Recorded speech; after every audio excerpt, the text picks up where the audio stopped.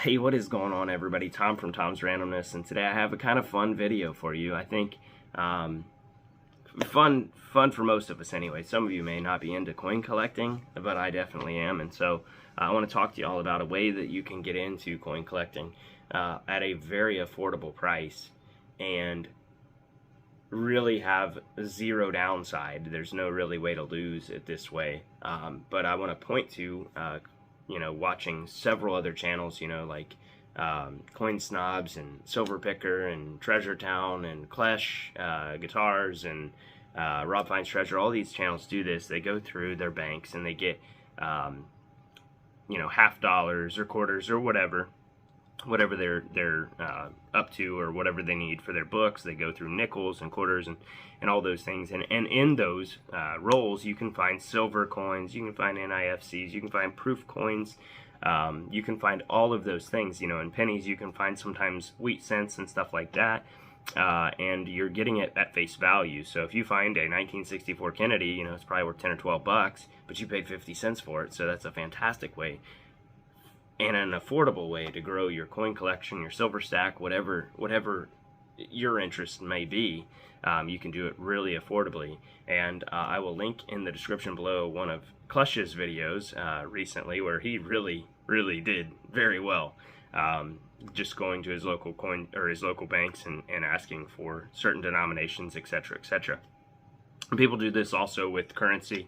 That's not as interesting to me as the coins. I think that's also more affordable. Coins cost less than dollar bills and $5 bills, etc. But one of the other things that I did and still love to do is go to your local coin store and buy, usually they'll have bulk wheat cents that they don't really care to sort through. They don't have time. Time is money. If they pay their people to sort through them and they come up nil, the odds that they're going to find a 1955 double die are not as high as they are that they won't. So they just get these in bulk and they sell them in bulk, and they probably get them for 2 or 3 cents, sell them for 5 to 7 cents, and you can get them for that price. So I was doing it. I was buying about $20 a week in wheat cents. I was getting bags like this of wheat cents, just big bags. This is actually my discard pile, but just as an example, I was getting a big bag of wheat cents, between $10 to $15 to $20 a week in wheat cents, and I was sorting through them to fill this book. And one of the best finds I ever had was a 1910 S, and it ended up being MS64 red brown, and I think it was about $100 is what that was worth. But the second best find I ever had was a 1922 weak D, and that ended up being a $60 coin. And so those coins I obviously sold. So what I'm talking about when I say it's an affordable way to get into the hobby, it's kind of like a bigger and better hunt, or a bigger and better hunt, or however you say it, where you get some coins, you sell some, so that you're doing it essentially at a low cost entry into the hobby. Or if you just are like me and you don't have a ton of financial resources, it's a good way to get into the hobby, and then you can take the time that the guys at the coin store don't, pick through all these coins, and you can find so many coins that are worth, $3 to $5 or $5 to $10 or $60 to $100, but just taking the time to really go through them. And in this time of year, I feel like you're inside more, you have more time inside, you can get you a little loop or whatever you want to call them, one of these things, and go through the coins to find the errors and all of those things at a low entry cost to you. And you can then turn them into, more coins and or silver and gold or whatever the case may be. And the coolest story I ever had, and I might have shared it before, but since Klesh went out and found that awesome find he found, I actually commented on his video of the coolest find I ever found in circulation, and technically it was in circulation. I worked at a coin processing place. I won't get into the details just because it's whatever, I don't want to talk about that part of it, but I worked at a place where we took in large quantities of coins and sent them into the bank, or the vault for the banks that we worked for, the Coin Stars or whatever, and we came across a big bag of dimes from one of the pickups, and when I dumped it into the coin counting machine, it was almost like right in front of me. It was a 1945 2 peso coin, 2 peso coin from Mexico. And I had permission, we all had permission that worked there, to buy coins that we found, you know, like the girls in the cash room, they could buy like silver dollars and ikes and all that stuff, and us in the coin room, we could switch out. If we found something cool, we could swap it out one for one. We had to replace it with what denomination it was registered as. So if it came in as a dime, like in a dime bag like this one did, we had to put a dime back in, etc., etc. And so I got 2 cents, or $2, 2 pesos for 10 cents. And at that very moment, I had no idea. Honestly, I was like, that's just a cool coin. I want it anyway. And it, you know, obviously the bank ain't gonna take it for, it's supposed to be a dime, it's not a dime, etc. So I bought it for a dime, and lo and behold, they're made out of gold. So it was a super, super awesome find.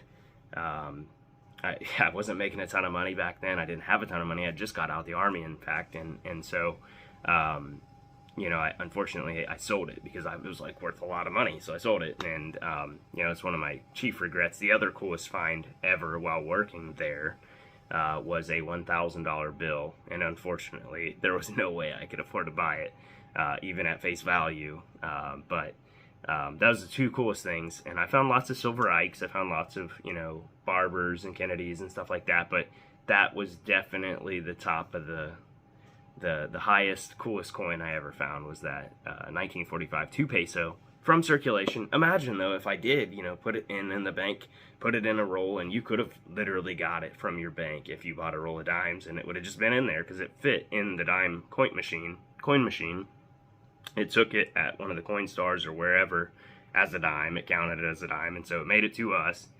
And it was kind of our job, I guess, to get out foreign coins. We had magnets and stuff in our machines that would take out like the Canadian coins and all those things, which you know, they would be handled a different way unless we bought them or whatever. And we bought a lot of that stuff just because it was cool, unique, or whatever. It wasn't that it was valuable, it was just cool. You didn't see a lot of that stuff. But the 2 peso coin obviously was one of the home runs for me, and one of, like I said, I think it's the most affordable way and a very constructive use of your time when you have that downtime. So I think that is basically the moral of this video, is that you can absolutely get into this hobby, coin collecting, like I said, you know, coin collecting, very affordably if you can go to your local coin store and get wheat cents for 5 to 7 cents a piece, and, you know, get lucky and find, you know, the 1909 VDB, 1909S, 1909S VDB, or any of the S, 1910S, 1911S, 1912S, 1913S. Those are all worth more money, significantly more money. The 1924D, the 1922 No D, all those coins, there's some real upside potential for. You know, even uncirculated wheat cents can be a really good value, or the many errors that you can find that are worth some money, you know, the double dies, the planchet errors, all those things. So I hope you enjoyed this video, and I really want to encourage you to go watch Shane's video for the link that I will put in the description. And I hope that if you did like this video, even though it was mostly just me talking about coins, that you'll subscribe. And I have a few ideas for videos to come out in the near future.